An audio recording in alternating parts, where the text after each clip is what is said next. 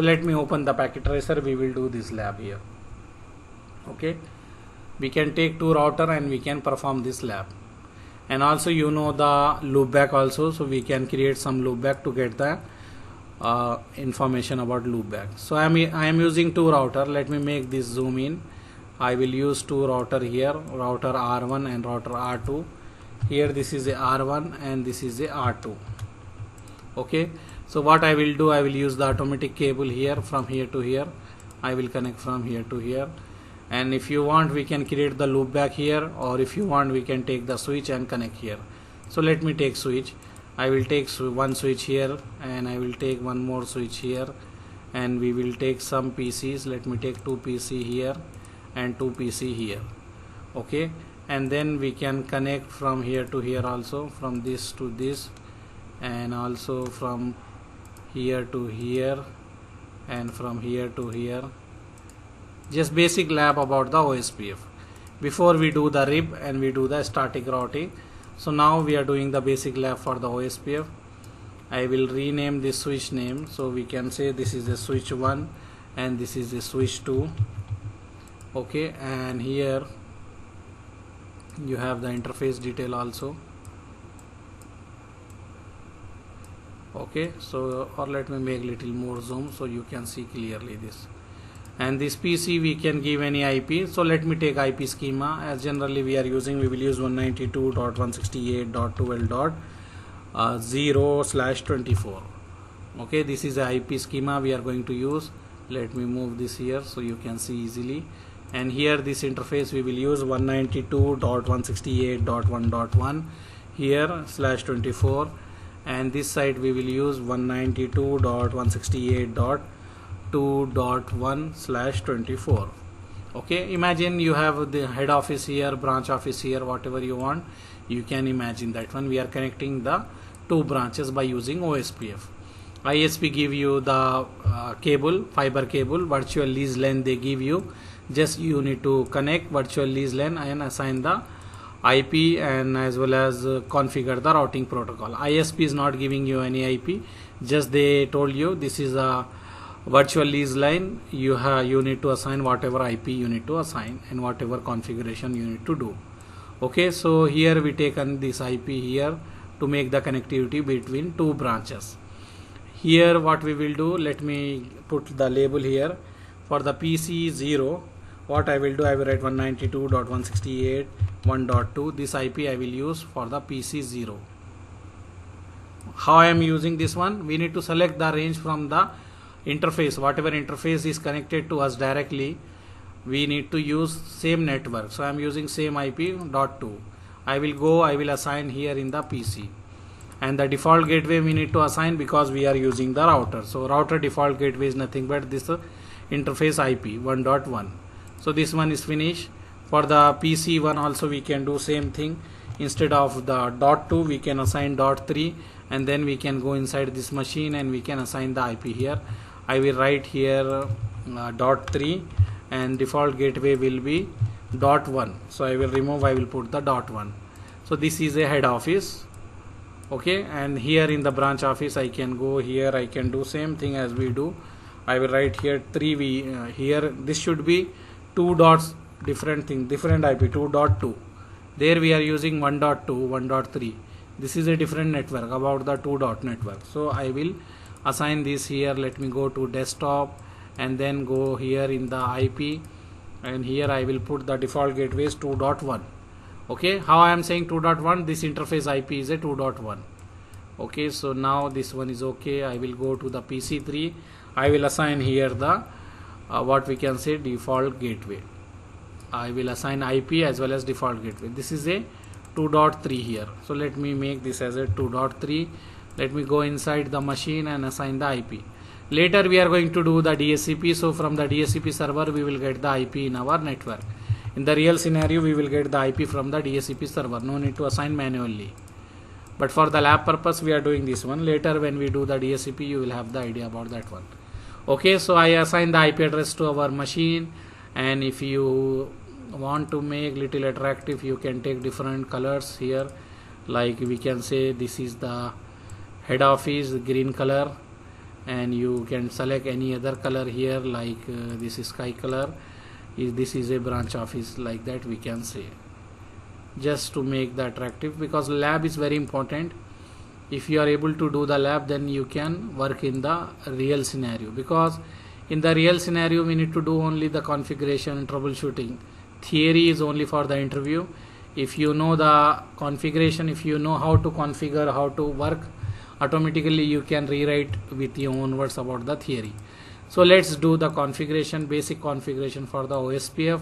Why we are doing the basic configuration? To verify this table. As I am saying, this is a, what I am saying, this is a neighbor table, this is a database table, and this is a routing table. So now we are going to verify also this one, this table we are going to verify. That's why I am doing the configuration. And you need to remember here, when you are going to do the configuration, we need to follow, this is a syntax. With this way we need to configure. Whenever we are going to configure the OSPF, we need to use this way. What we will do, we will write router OSPF, and the process ID we can give 1, 2, depend whatever process ID we are using in the organization. Okay, no issue. Anyhow, let me start here. So this is the router. Let me go here, write in the notepad. So what I will write here, OSPF basic lab. Okay, to basic lab to connect two branches. Okay, to connect two branches, we are connecting two branches with the help of OSPF. Here I will write the R1 configuration. If you want, you can give the branch 1, branch 2 like this, but anyhow I am using R1. Same thing we will do, enable config t, then host name R1. Till here this is we already know. Then we will go for the interface F0 by 0. I will write IP address, and we will take whatever IP we are using. We are using 192.168.12.1. Default subnet mask we are using 255 times. This is the IP for this interface. Which interface? This one, this interface here. Now we will do this one, fast Ethernet F0 by 1, this one, and here IP will be IP address 192.168.1.1 here, 1.1, and same thing, default subnet mask we are going to use 255 times. This is a IP, basic configuration for the router R1. I will copy and I will divide the page. I will do the same configuration for the R2 also, and we are going to modify some small thing here.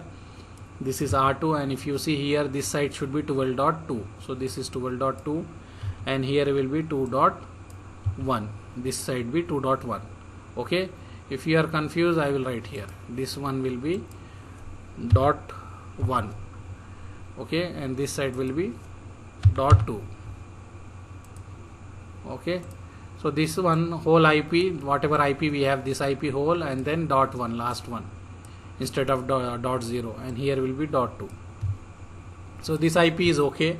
Now we need to do the OSPF. Let me configure first of all IP. Let me paste this IP in the router. I will go in the CLI of the router, and we will paste here. We will write first time no, and then we will paste the configuration here. I will paste and enter. No error, nothing, everything is okay.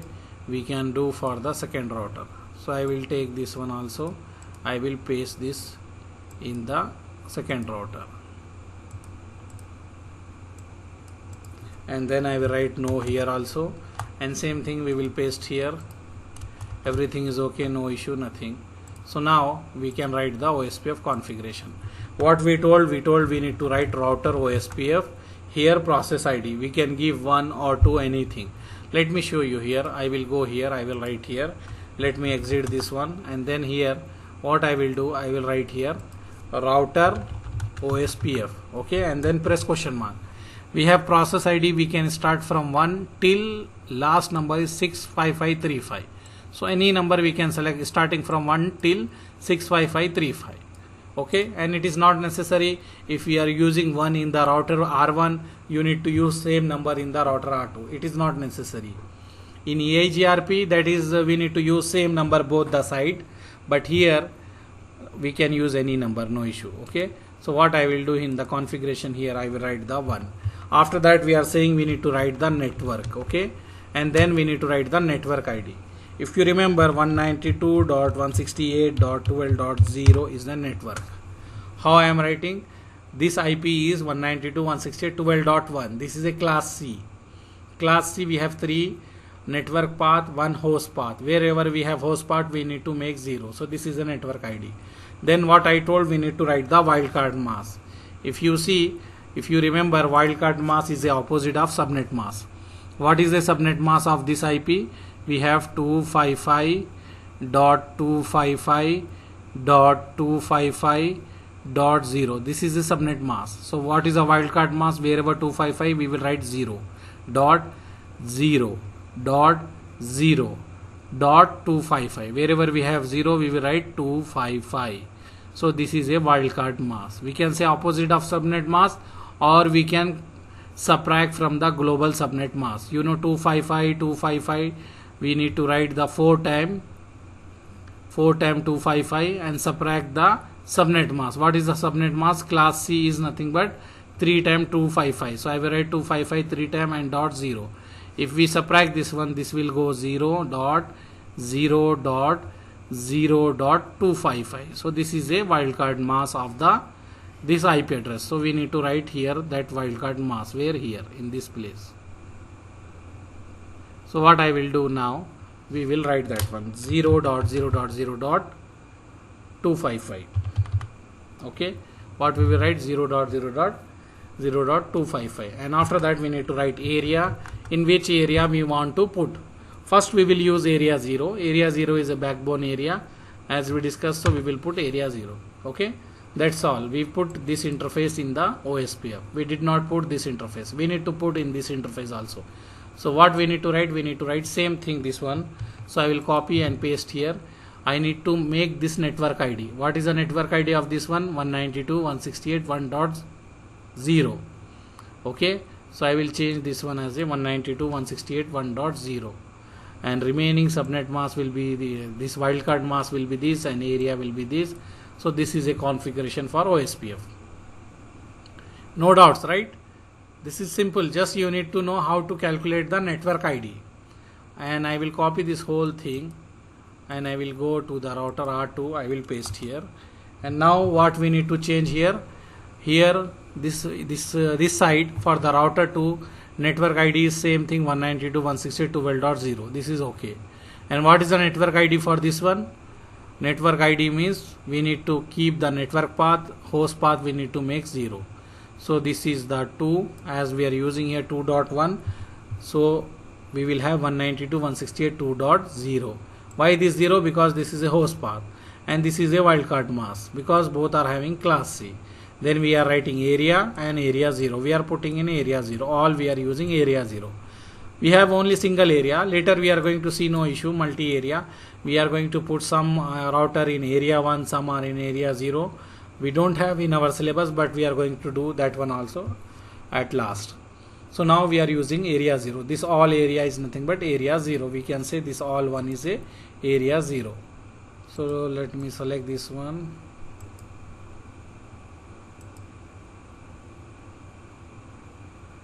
I can select no color, or let me take here fill color, no fill. What I want to say, this all are from the same area. Okay, let me show you. Let me make little. This all are is nothing but same area.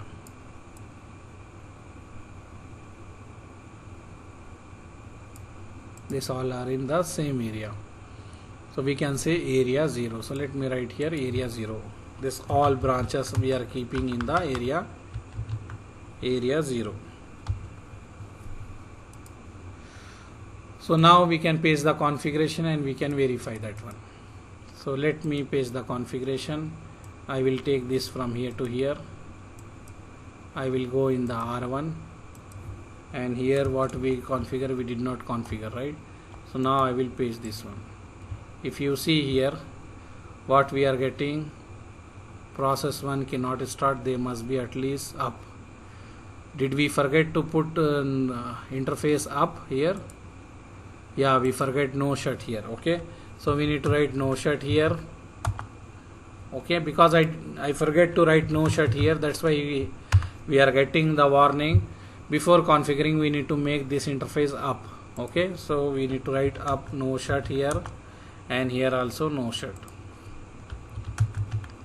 So what I will do, let me exit this one. I will go interface fast Ethernet 0/0, and then I will write no shut here, and then I will go interface fast Ethernet 0/1 here, and we will write no shut here. Okay, because in real scenario also many times we forget, later we are writing this, showing using this command do show IP interface brief to verify that one. Now if you see, we have up now, this one is down because the other end is down, so we will do same thing for this router also. We will write no shut here, and I will go interface fast Ethernet 0/0, and I will write no shut here also. Okay, I will save the configuration, and we can write here do show IP interface brief. So now all the interface is up, and IP also up, IP also okay, we assign the IP also. Now we will copy and paste the configuration. So this one I will copy, and I will paste this configuration here. Let me go here and paste the configuration here. So now it is okay, no error, nothing. If you see, no error, everything is good. I will go here, I will copy this one also. I will copy this one, and I will paste this in the router R2. So I will go in the R2, and we will paste in the R2 this one. We are in the global configuration mode, so we can paste directly. So everything is good, no issue. Now we can go inside the router and we can verify. What we can write, show IP root. Okay, still we did not get, because it will take some time. If you see, we are getting here notification agency form here. So they have the neighbor, they move from loading to full. We are going to check later the status also. Whatever states we have in the OSPF, whatever different types of OSPF packets we have, we are going to learn, no issue. So now if you see, I have the root. What root I have here? I have this one. O means OSPF. If you see this one, O means OSPF. I have the root. If anyone want to go to 2.0 network, then we need to forward that one to 192.168.12.2, and this interface, exit interface, they form the relation with this time, means 13 seconds they have the relation, and the AD value is 110, and the metric, that is cos, is 2. We are going to check cos later. Now just remember, here is the metric, this is the AD value. Okay, and if you want to check only like OSPF, we can type like this, so you will get only we have one root from the OSPF. Okay, so now our PCs can communicate from here to here also. If you want to verify, can we communicate, our head office can communicate with the branch office or not, we can check also. We have 2.2 IP.